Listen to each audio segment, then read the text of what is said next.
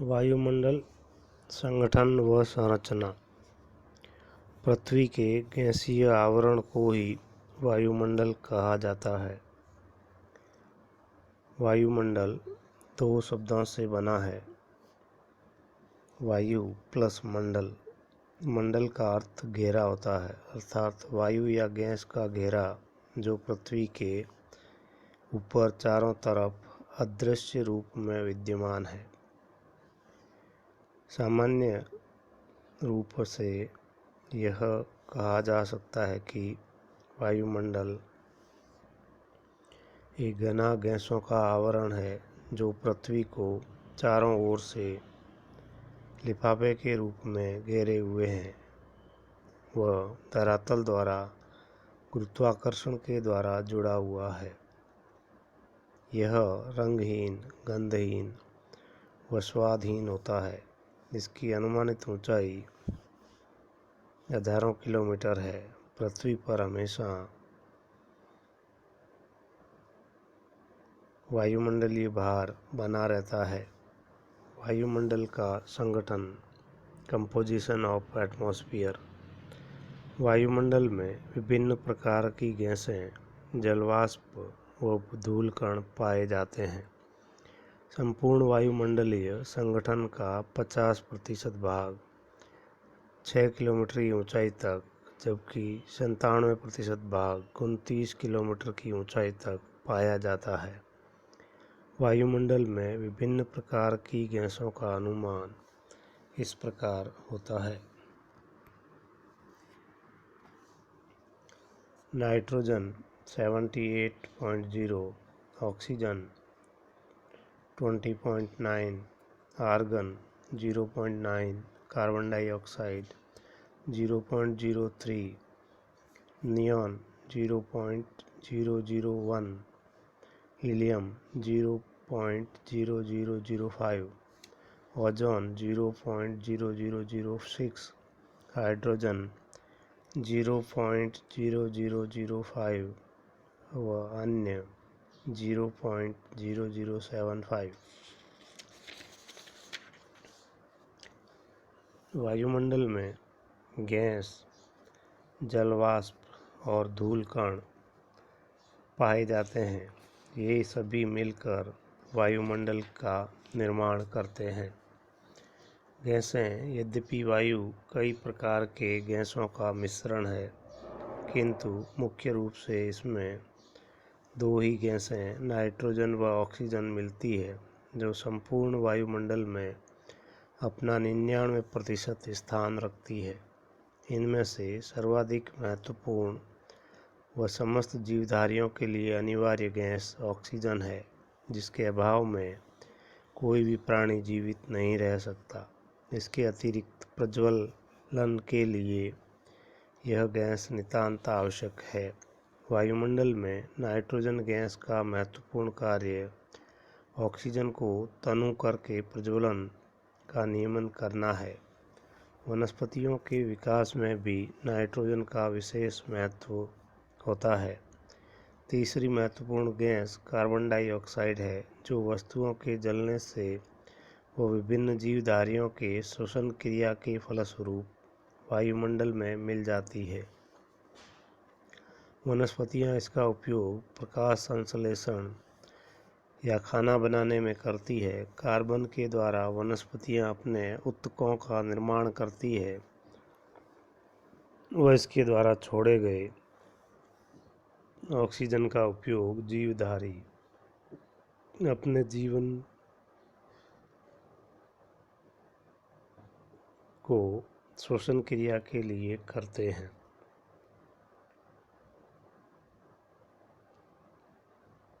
पृथ्वी के ऊर्जा बजट में यह गैस एक महत्वपूर्ण कारक है। यह ऊपरी वायुमंडल तथा पृथ्वी से निकलने वाली ऊष्मा का अवशोषण करती है, जिसका आधा भाग पुनः पृथ्वी पर लौट आता है। इसके अतिरिक्त वायुमंडल में होने वाली ऊर्जा प्रवाह को भी काफ़ी प्रभावित करती है। यद्यपि वायुमंडल में इस गैस की मात्रा स्थिर 0.03% है, फिर भी पिछले 100 वर्षों में इसकी मात्रा में वृद्धि मानी गई है। ओजोन मंडल की अन्य महत्वपूर्ण गैस है। यह वायुमंडल के समताप मंडल के ओजोन मंडल परत में पाई जाती है, जो सूर्य से निकलने वाली पराबैंगनी किरणों का अवशोषण करती है। इस प्रकार सौर विकिरण का केवल उतना ही भाग धरातल पर पहुंचने दिया जाता है जितना आवश्यक व उपयोगी होता है। दूसरा तत्व है जल वाष्प। जल वाष्प वायुमंडल में 0 से 5% के बीच पाई जाती है। भूमध्य रेखा से ध्रुवों की ओर जाने पर इसकी मात्रा में कमी होती जाती है। जल वाष्प का 90% भाग वायुमंडल में 5 किलोमीटर की ऊंचाई तक पाया जाता है। ऐसा अनुमान है कि सूर्यताप प्रति सेकंड 1.6 करोड़ टन जल को वाष्प में परिवर्तित कर देता है।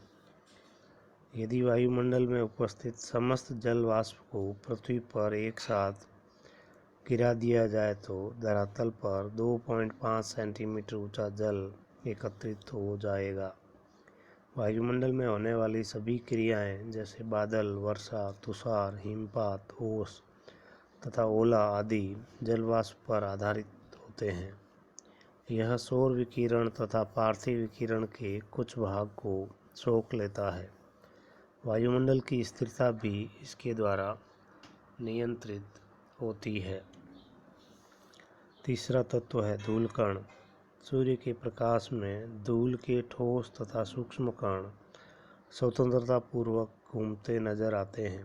ये धूल कण भूतल की मिट्टी के अतिरिक्त धुआं, ज्वालामुखी की धूल, पुष्प पराग व समुद्री लवण आदि से उत्पन्न होते हैं। जलवायु की दृष्टि से इसका बड़ा महत्व है। इन कणों के द्वारा सौर विकिरण का आंशिक अवशोषण कर लिया जाता है। इन कणों के द्वारा सौर विकिरण का परावर्तन तथा प्रकीर्णन भी होता है। वायुमंडल में ये आर्द्रताग्राही नाभिक का कार्य करते हैं, जिनके चारों ओर ही जल सीकर या ड्रॉपलेट्स व मेघ सीकर आइस ड्रॉपलेट्स का निर्माण होता है। जल सीकर व मेघ सीकरों के समूह को ही बादल कहते हैं। वायुमंडल की संरचना या स्ट्रक्चर ऑफ द एटमॉस्फेयर। तापक्रम व वायुदाब के आधार पर वायुमंडल को चार भागों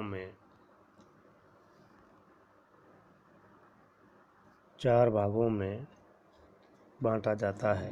पहला, सममंडल होमोस्फीयर। इसकी ऊंचाई 80 किलोमीटर तक पाई जाती है।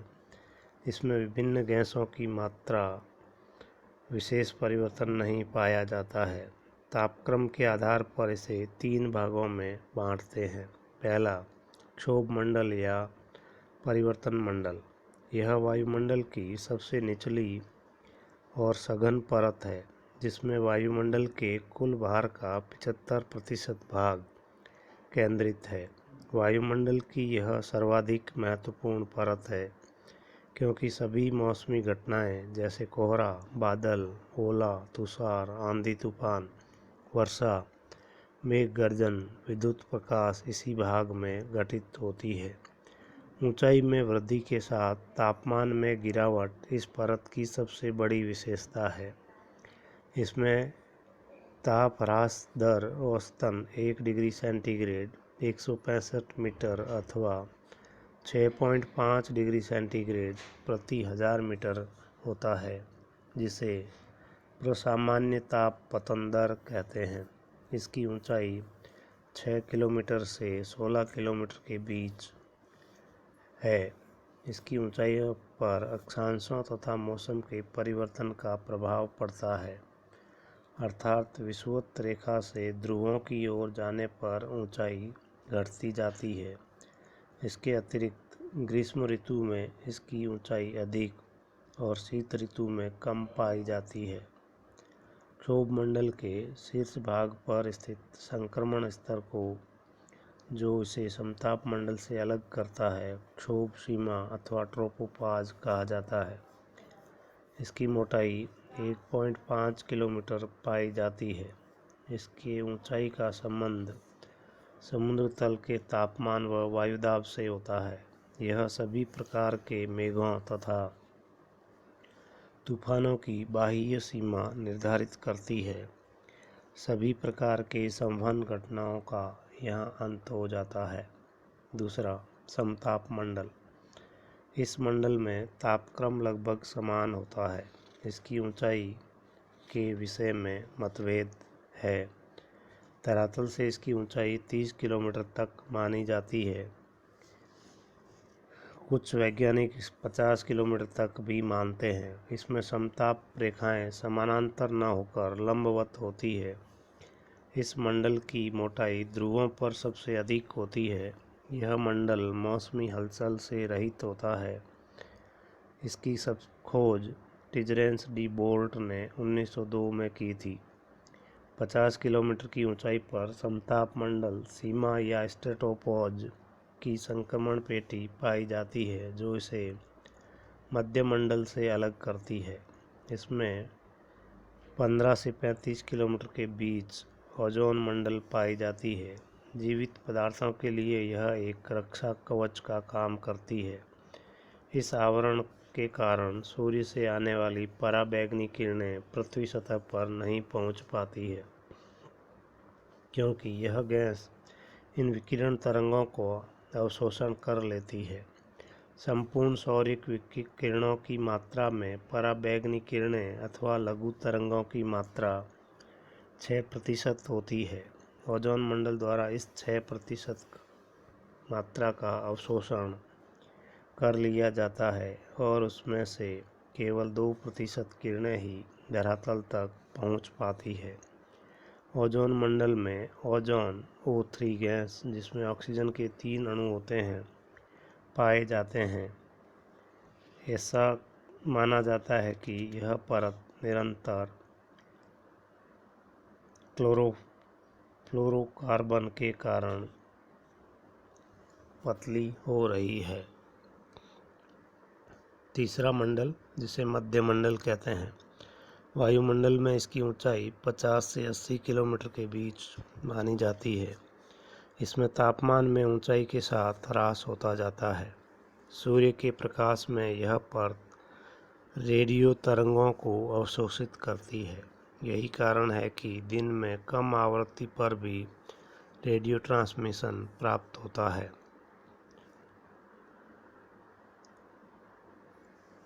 दूसरा, विषम मंडल अथवा आयन मंडल। इसकी ऊंचाई 80 से 640 किलोमीटर के बीच पाई जाती है। इस मंडल में स्थित वायुमंडल की विभिन्न परतों के रासायनिक व भौतिक गुणों में विषमता पाई जाती है। इसे थर्मोस्फीयर भी कहा जाता है। इस सतह से रेडियो की लघु तरंगें परावर्तित हो जाती है। यदि आयन मंडल की स्थिति नहीं होती तो रेडियो तरंगें भूतल पर न आकर आकाश में चली जाती। इस परत में 500 किलोमीटर की ऊंचाई पर तापमान कभी कभी 2000 डिग्री सेंटीग्रेड तक पहुंच जाता है। थर्मोस्फीयर का निचला भाग आयन मंडल है, जो 100 किलोमीटर से 400 किलोमीटर के मध्य पाया जाता है। इस परत में अरोरा प्रकाश पाए जाते हैं, जिन्हें उत्तरी गोलार्ध में अरोरा बोरियालिस, उत्तरी ध्रुवीय प्रकाश सुमेर ज्योति अथवा दक्षिणी गोलार्ध में अरोरा ऑस्ट्रेलिस, दक्षिण ध्रुवीय प्रकाश या कुमेर ज्योति कहा जाता है। इनकी उत्पत्ति सूर्य से निकलने वाली उच्च ऊर्जा के आयन मंडल में होने वाली परावर्तन रगड़ के परिणाम स्वरूप होती है। इनकी अधिकतम उपलब्धता चुंबकीय ध्रुवों के पास होती है। इस प्रकाश का मुख्य कारण वायुमंडल के विद्युत चार्ज युक्त अणुओं तथा पृथ्वी के चुंबकीय क्षेत्रों के ध्रुवीकरण से उत्पन्न घर्षण से होती है। यह विसर्जन ध्रुवों के समीप सबसे अधिक होता है, जहां 6 महीने की रात्रि में गुलाबी व बैंगनी प्रकाश इतनी अधिक मात्रा में दिखाई पड़ता है कि वहां के निवासी रात्रि में भी शिकार कर सकते हैं। इस परत में तापमान ऊंचाई के साथ बढ़ता जाता है। इस भाग में गैसें अत्यधिक विरल हो जाती है। यह मंडल अनेक आयनीकृत परतों में है जो निम्नलिखित है। डी परत, इसकी ऊंचाई 80 से 100 किलोमीटर तक पाई जाती है। यह दीर्घ रेडियो तरंगों का परावर्तन करती है तथा मध्यम और लघु तरंगों को सोख लेती है। यह परत केवल दिन में पाई जाती है। सूर्यास्त के साथ ही यह विलीन हो जाती है। ई परत, धरातल से 100 से 150 किलोमीटर के बीच केनेली हेविसाइड परत भी कहते हैं। इसके द्वारा मध्यम व उच्च तरंगों का धरातल की ओर परावर्तन होता है। रात्रि में यह परत समाप्त हो जाती है। एफ परत, यह 150 से 380 किलोमीटर के बीच पाई जाती है। इसे एप्लीटल परत भी कहते हैं। ये मध्यम तथा दीर्घ तरंगों को धरातल की ओर परावर्तित करती है। दिन के समय यह दो भागों में F1 और F2 परतों में बंट जाती है। जी परत, इसकी ऊंचाई 380 से 640 किलोमीटर के बीच होती है। यहाँ से किसी प्रकार की तरंगों का परावर्तन नहीं होता है। तीसरा, बहिर्मंडल। यह परत विशेष अध्ययन ल्यूमन स्पिटिजर ने किया है। इसकी ऊंचाई 640 से 1000 किलोमीटर तक मानी जाती है। इस परत में पदार्थ गुरुत्वाकर्षण शक्ति से आज़ाद होता है। चौथा, चुंबकीय मंडल।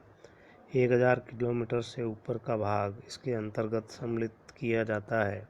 इसकी ऊंचाई व मंडल के विषय में विशेष जानकारी उपलब्ध नहीं है। इसमें ऋणाविष्ट कण तथा घनाविष्ट कण की कल्पना की जाती है तथा इसे वॉन एलिन विकिरण पेटियों के नाम से पुकारा जाता है।